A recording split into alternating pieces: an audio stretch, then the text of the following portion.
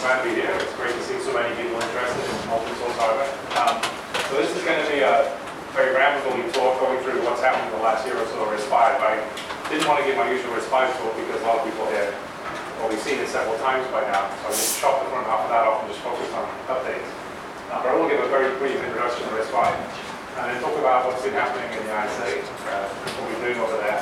So the ISA developments, and separately what's been happening at Berkeley with our own open source open source, and then finally want to learn more about the foundation and what's been happening there, because we're actually that's up and running now. So what's RISC-V? It's new free and open ISA developed at Berkeley. It's free as in beer and free as in speech. It doesn't cost anything to use it, and nobody should be able to stop you using it. We designed it for research and education, but it's recently being used commercially. And one important thing, it's not just a free ISA, we also think it's a good ISA. And having got a lot of feedback over the last year from many industry implementers, it's going to be very competitive with what's already out there. So what's different about it? It's very simple. It's far smaller than other commercial ISAs. It's really a RISC, as opposed to the pretenders out there. It's a very clean implementation, agnostic design. So one careful thing we did is make the design of it scalable, so it will work with very small cores and very big cores.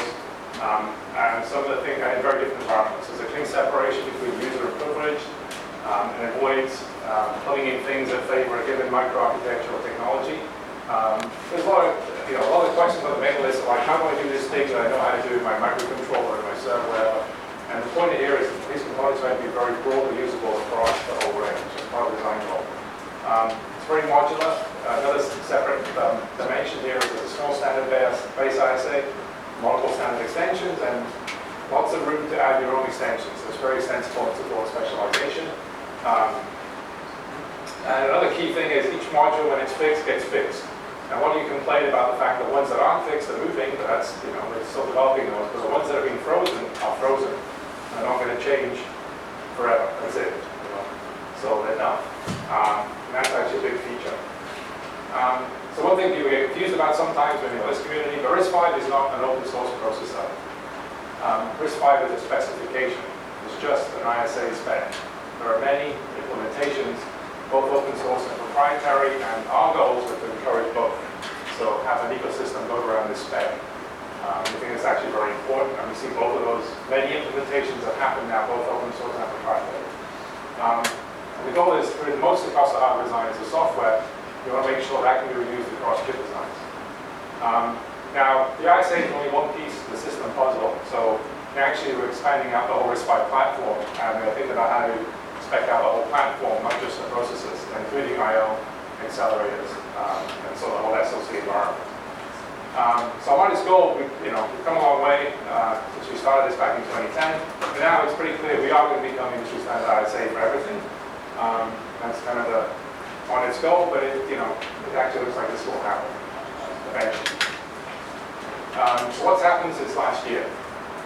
And so I went back, and a lot has happened. So it's kind of hard to condense it all to a short talk. But in between the last ORCONF and this one, we've actually had 2 RISC-V workshops in the US. And all the slides and videos are online at RISC-V.org, so check it out if you haven't already. We actually established a foundation. We've already incorporated, actually August. Yeah, I guess we're into October now, so last month.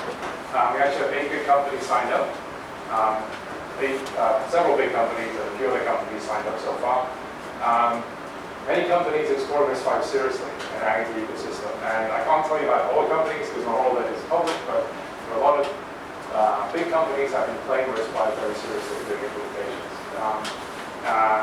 One other thing we did was, small thing here, is we added this RV32E base option, which is the RV32i but with only 16 registers.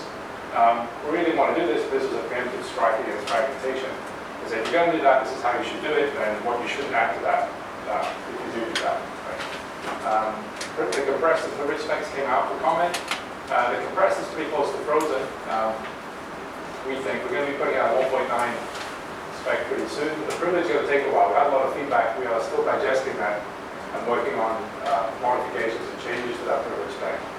It's going to take a while till it freezes, but we'll put out another incremental draft pretty soon. Initial vector extension is taking shape. And also, one thing that from last time to this time, we have some pretty competitive out-of-order cores being developed as well on the high end, both from Berkeley and other places. So I think I know of at least 3 or 4 other high-end out-of-order boards that have been developed for RISC-V. Okay, so we have this base, the RISC-V base plus standard extension. So the full base ISA is now RB32E and I, RB64I, RB128I. And you only need about 50 hardware instructions, depending on the width, to implement any of those. We have some of the big features. And we have these standard extensions, the multiply by, atomic, single precision, low precision, floating point. And all those together we call G. This is a general purpose ISA. And all this is what has been frozen. So this is fixed, you can't get it changed. So C is something we've been working on, so dive a bit into what's been going on there. So, compressed code is important for low-end embedded, to say code space. It's also important for high-end machines to reduce dynamic instruction footprint. And we did a release in early summer, May, put this out there, the 1.7 release. And that had a bunch, we had sort of 2 sections to that. There was the ones we're pretty sure we're going to have, and we had this large set of extended, many more compressed instructions we could fit in the encoding. And we wanted kind of people to play with it. We wanted to have the tool chain out there and get some feedback. That's why we had the biggest set of instructions. We wanted people to try it out with everything, and try it out with reduced one and see what happened. We got some feedback. Since then, we have reworked the compressed ISA a bit. And what we've been doing is cleaning up the encoding and adding a few. We were trying to figure out how to, when we completely cut the extended, as some of you may have noticed in the repo, we cut out all the extended for a while. People were complaining about the code size blew up. Everybody was happy to drop them until it was that code that blew up. So we went back and we had a plan, and we re-architected some of the encoding to add back in a lot more of the instructions we cut, but in a way that's much simpler to decode. So we figured out how to slot them in a nicer way. And so we're pretty much back to where we were with the original very extended set. One feature of C is that we kept this model of one C instruction expands to a single base I instruction for the most part. I should have updated this slide. One thing we've done with the C extension, the new version, is for RB32, we now also support compressed versions of load and store of single and double precision floating point, if you have the F&D extensions there.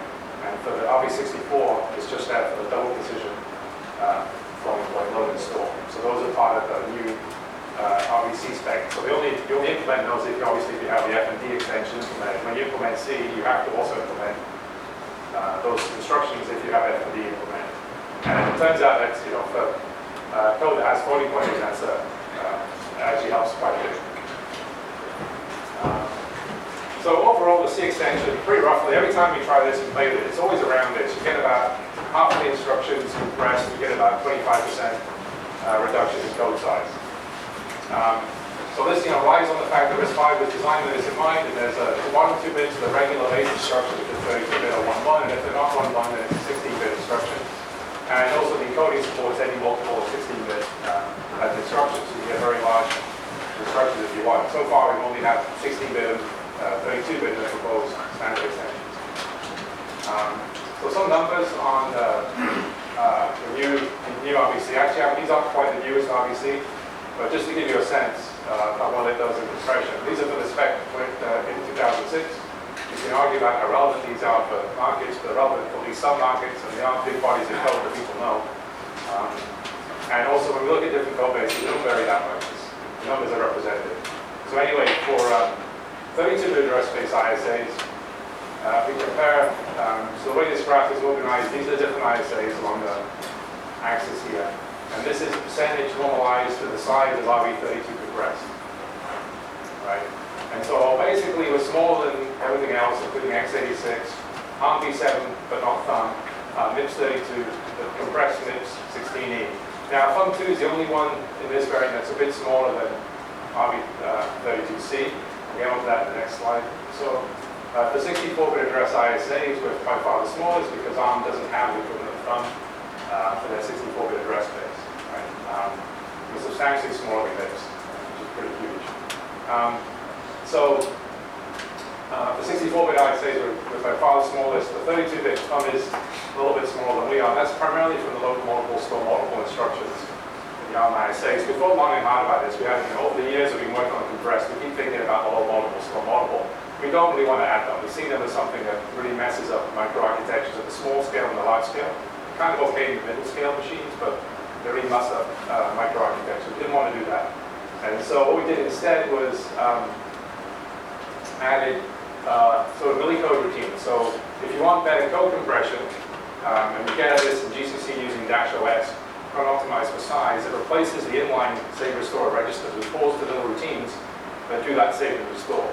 And so you remove kind of this repeated thing. The penalty is there's some performance hit, which is why you can always do this, because now every function call has another call for something to save and restore registers if it saves and restores a bunch of registers. Right? So there's a function call to get to the save routine, and there's a jump to get to the restore routine, which then jumps back to the original caller. So we do this all in software. So this is pure software technique on top of the base ISA. And again, you get this doing -OS. It's not a standard thing. If you just use regular, -O or whatever, you'll just get the regular RBC instructions inline to save restore. So if you want to do this extra step of training some performance for code side, you do -OS with GCC. And you get about another 5% savings. And now if you do this, we're now smaller than Thumb 2, and significantly smaller than the other guy. These numbers all need to be a bit updated. One thing I do have hot off the press is, this is with the latest, what we'll probably call 1.9. We'll release that very soon, like in a week. Next week, it's kind of ready to go. So I've been working on the write-up. The tools are all there, and it should be ready to go. This is on the maybe more interesting number is the Linux kernel. We just took the bare bones Linux kernel, and if you take the base stat, it's like 1.3 megabytes with our base 32-bit encoding. If you just do save restore optimization, you actually save quite a bit. Go down to 1.7. If you just do RBC, this is with inline save restore, you do